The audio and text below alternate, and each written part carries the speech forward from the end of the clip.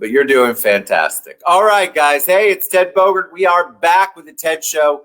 You know, this is truly one of my favorite times of the week because I get to spend time with the one and only Kendra Davies with Stellar Life Coaching. Hello, there hello. She is. She's a very important person because she's been on Forbes, and I don't even know what to do. She's got all of her Academy Awards behind her. She's amazing. We're going to talk today about bridging the gap between where you are and where you want to be. What a great topic. She's got great insights. She's heartfelt and compassionate, and we love her to death. Welcome, Kendra Davies. As always, it's we were just trying to figure out. So when you guys make comments, I'm going to try to pay attention today and let Kendra know where they're at because we're live on 5 platforms right now. What? And you know what happens is it gets confusing where all the comments come from. Yeah. Plus, I'm old. So anyway, enough about me. Before we take a deep dive, tell them a little bit about you, the one and only Kendra Davies. Hi, everybody. My name is Kendra Davies, and I am a life coach and a positive psychology practitioner, and I own Stellar Life Coaching in Orlando, Florida. I support my spiel, if as it were, is that I help my clients identify, define, and cultivate their own happiness. And I do that using the transformative science of positive psychology. So I work with so good. You got it down. Businesses. I host retreats and workshops. I'm here. And you were just in Forbes. Yeah, you know, since you're going to bring it up. I'm going to bring it up. This is big stuff. This is a big deal. It's so crazy. I was in Forbes, so if it's like instant credibility, I feel, right? So it's just a nice added layer of validation in my opinion. It's so rad. So okay, I'm an old lady, obviously. You are not. I got tweeted. Like somebody tweeted. Oh, somebody tweeted you. Tweeted me. I have a Twitter that I have never used, and somebody tweeted me, and then they retweeted my article, and I was like, "What do I do?"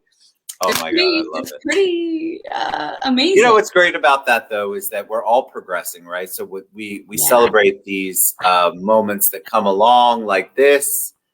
And you should celebrate. So kudos to you. Forbes is a big, big deal. All right.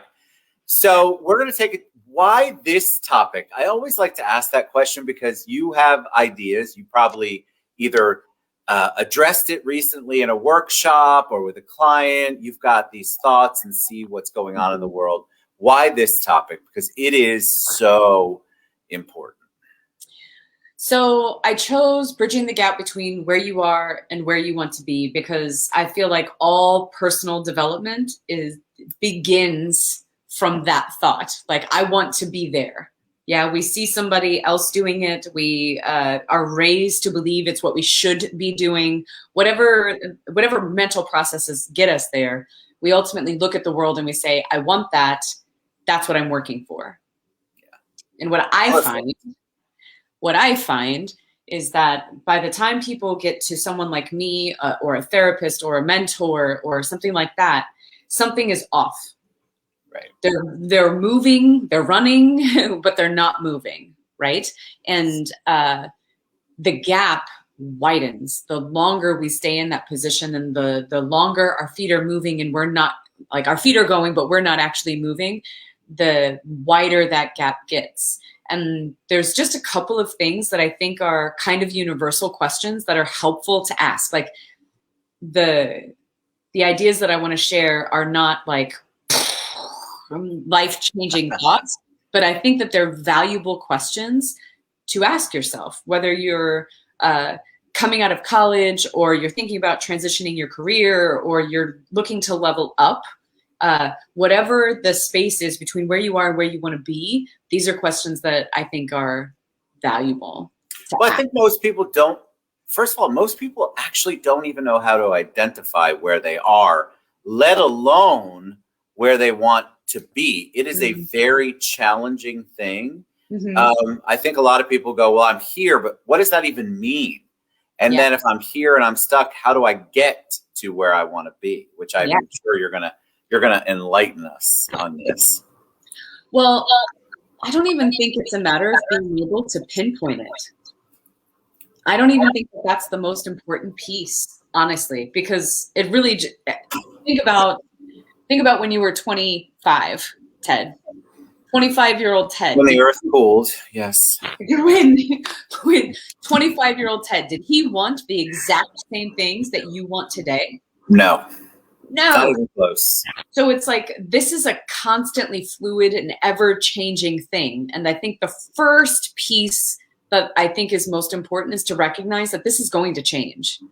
It's a matter of where you are. And I use that language, bridging the gap between where you are, like today, reality, right now. You're 15 pounds overweight. You don't know what your favorite color is. You don't know what you want to eat. You can't answer basic questions about yourself because you don't know who you are. Wherever you are, or maybe you're 20 years into your career and you want to up level. You are ready for the next step, but it's just that you don't know how to make the move. Wherever you are, yeah.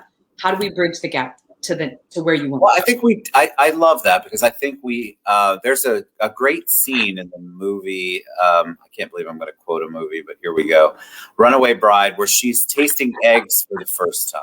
Uh-huh. Because she's always been asked and she's always gone along with what everyone told her was her favorite egg.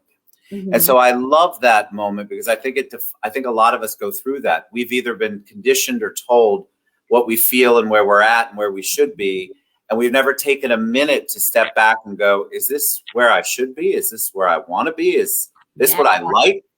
Yeah. And so we don't even know how to answer the basic questions of what our favorite colors are or our favorite eggs or what job I want to eventually have or what my passion is. We're so conditioned not to answer those questions, to go along with the flow of what we're told in our parameters, that it's very hard to break free from it.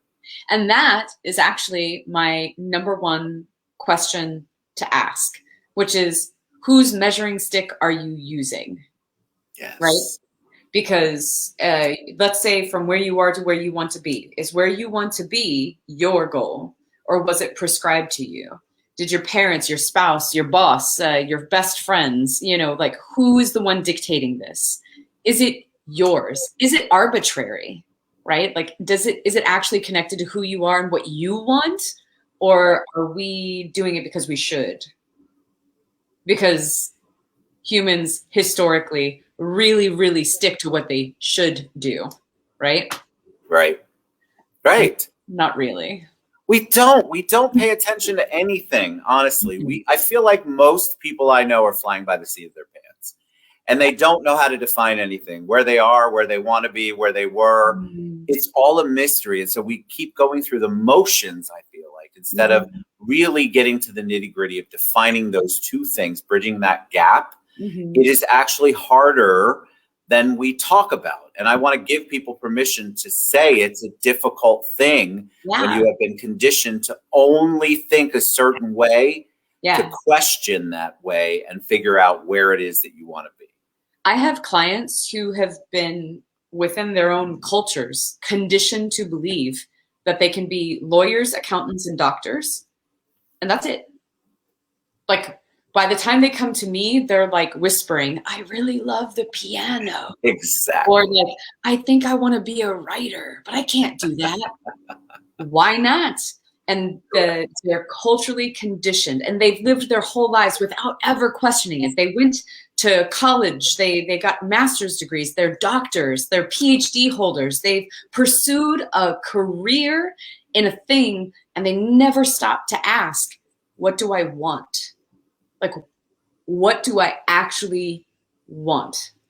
And when I work with folks and we actually create this space to say, forget what you've been told, right? Like, pin it up on the board. We can come back to that anytime. Our misery is always waiting out for us. You know what I mean? We can get that back anytime we want. So let's pin it up on the board. If it was impossible to fail and you could do anything you wanted to do, what is the first thing that comes up? First thing. And maybe it's something you think that is silly. Like, I want to play the piano more.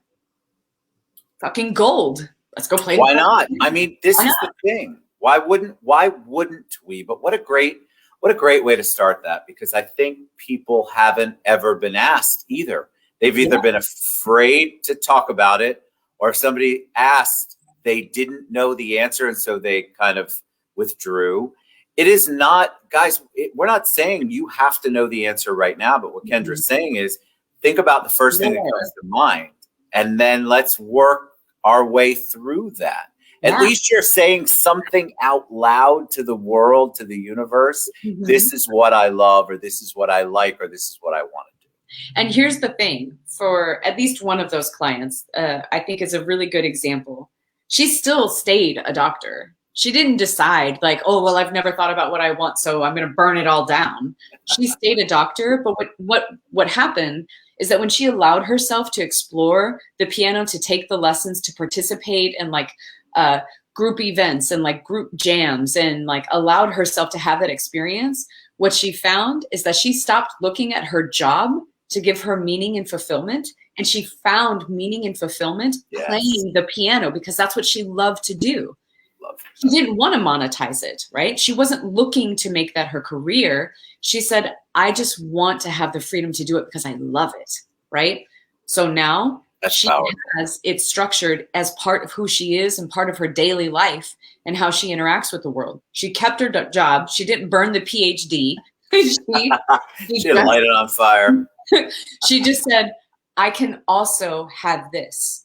And sometimes our brain, like, it's so powerful when we don't ask the question, is this mine or was this given to me? Was I told this is what women do? Was I told this is what men do? Was I told that this is what providers do? Men, especially here, who are conditioned that their value is what they produce and provide. Yes. I find that most men, when I say, well, what do you want to do? They're like, I don't understand the question. I'm doing it. I'm doing it because it's what I do. And I'm like, whoa, whoa, whoa. You're allowed to have want. What about desire, right?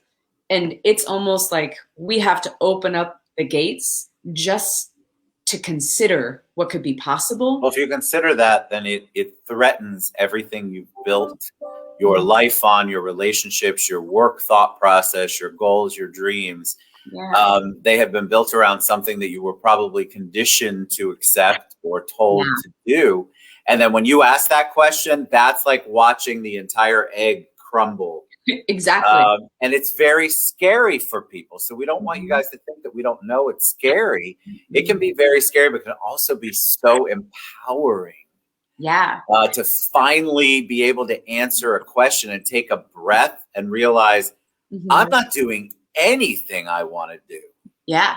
So I have another example of something like, I had a client who she was a bit overweight, right? And she wanted to explore physical things.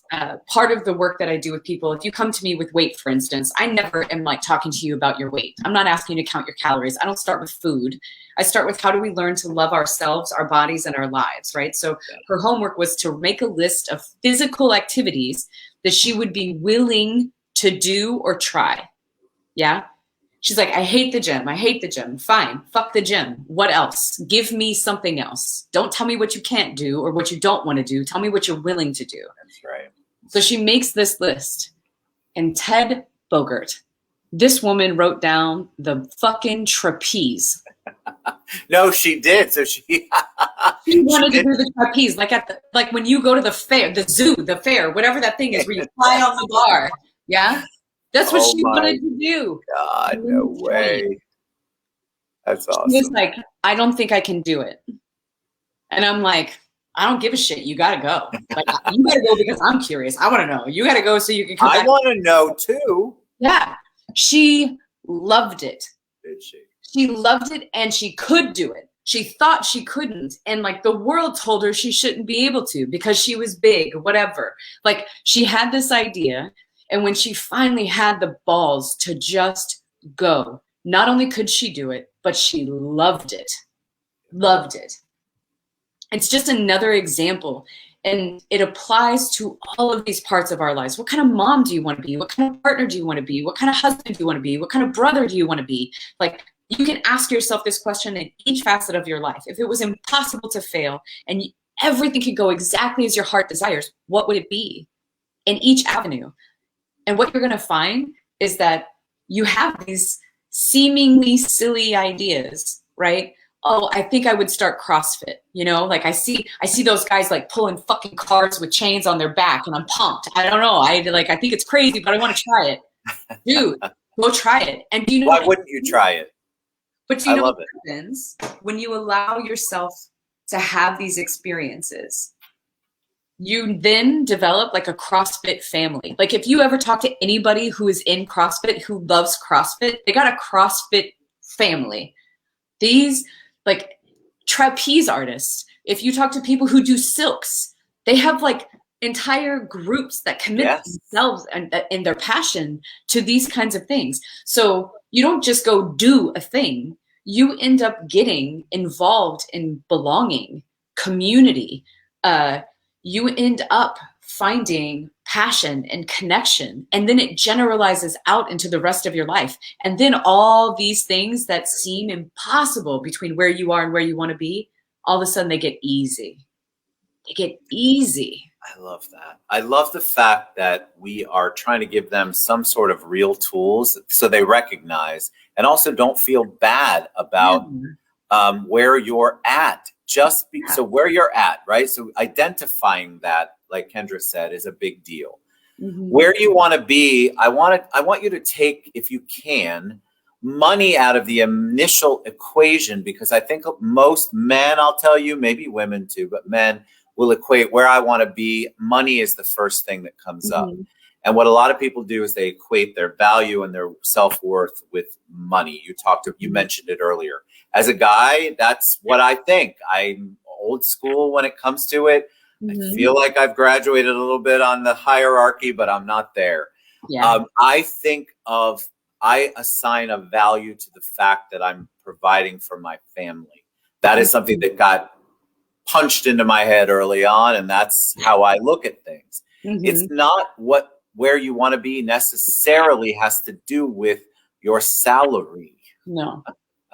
And I would even challenge you, if you're really going to do the exercise, tell me how you want to feel. Yeah. That's what I want to know. I want to feel more joy. I want to feel peace. Don't tell me you want less stress. Give me an alternative to the stress. I want peace, right? Yes. I want to be able to be present with my kids. I want to be able to shut my phone off and go on an actual vacation. That is what I want. I want to have more autonomy over my time. Tell me those things, because what happens if you tell me that you want to make $1 million? Yeah, cool. What are you willing to do to make $1 million? 100%. Are you willing to sacrifice being present with your kids? Are you willing to sacrifice autonomy? Are you willing to work for somebody else? What are you willing to do? Like, that number is so arbitrary. It doesn't tell me shit about what you're actually trying to do and where you want to go. How do you? They've been told. We have all been told that if you set something structured up like that, that is what you're trying to attain, Ted, young person. That's where you want to be, and that's not the case. I've never talked to anybody who, once we got down to the nitty gritty, the amount of money that they earned was that important. It was what they perceived that would buy or bring them. It wasn't the money itself. They thought, if I have a bigger house, I'll be happier. If I don't stress about money at a restaurant, I'll be happier. If I could buy the car I want to be happier. And so they assign all of these things to money, and they don't really take time to think about what really is motivating them. Yeah. I would say that if you're listing out houses, cars, and money, then you're sticking on the surface. And listen, it doesn't mean that you won't get the cars, the house, and the money. You may, but it will never be enough.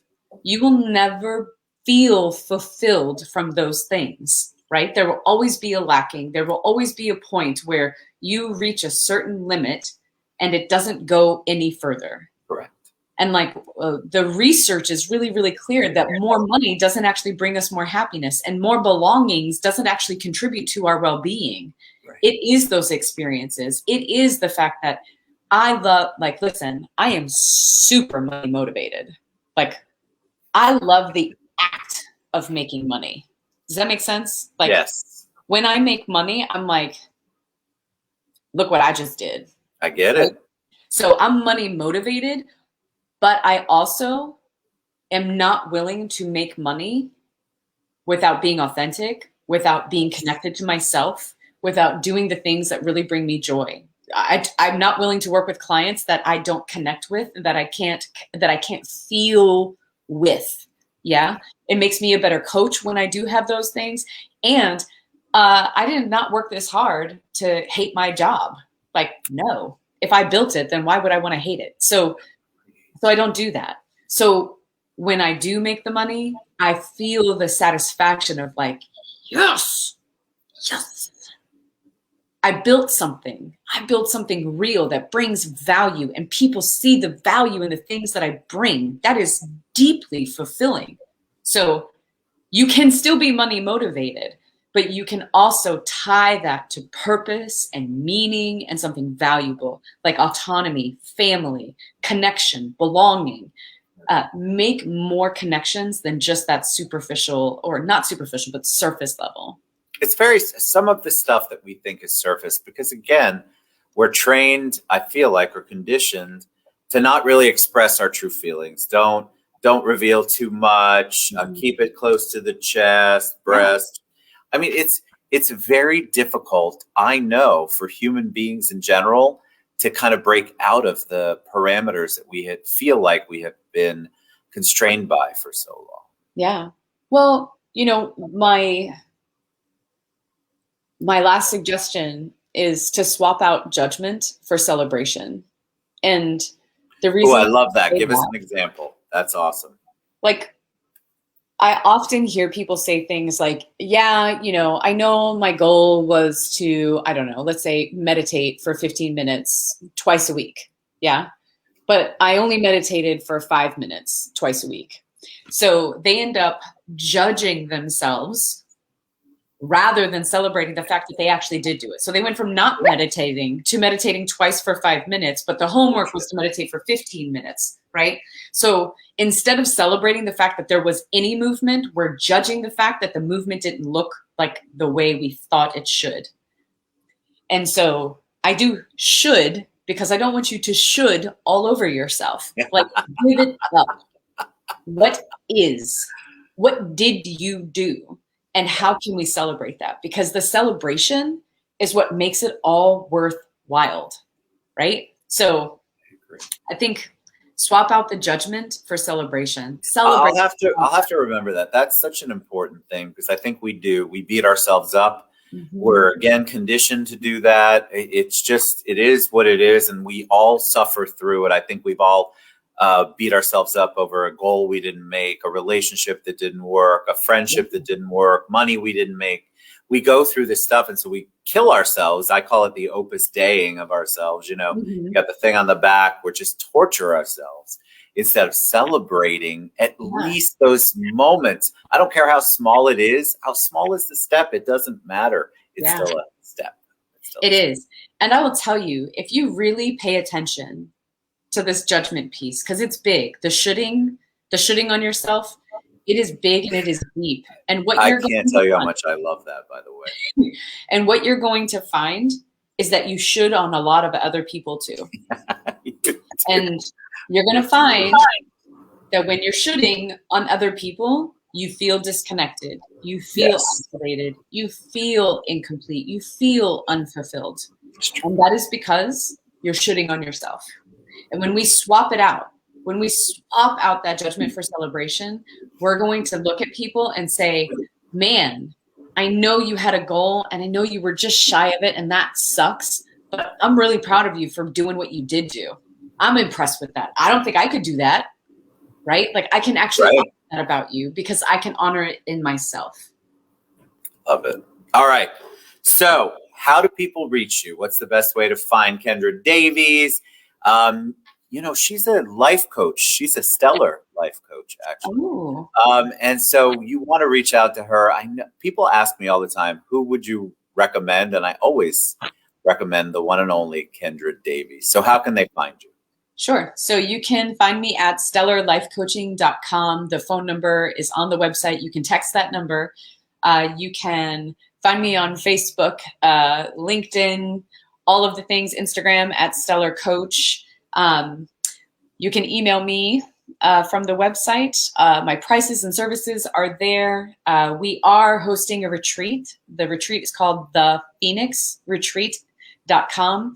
You can go there. We're going to Bali in August. So we only have 7 seats available now, which is a big deal. Amazing. And a bucket list destination. So Bali is open. We are good to go. I love it. Come. All right. You're amazing. Thank you for all you share. It's so Of course. important. I can't Kendra believe Davies. it goes so fast. It goes so fast. I know, because you know what? We have a lot to talk about. You have a lot of wisdom to impart on people. So we're very thankful for you. Kendra Davies, stellarlifecoaching.com. We'll be back next week, same time, same bat channel. You're not old. Nobody's old enough to know that. Appreciate you. Love you to pieces. Reach out to the one and only Kendra Davies.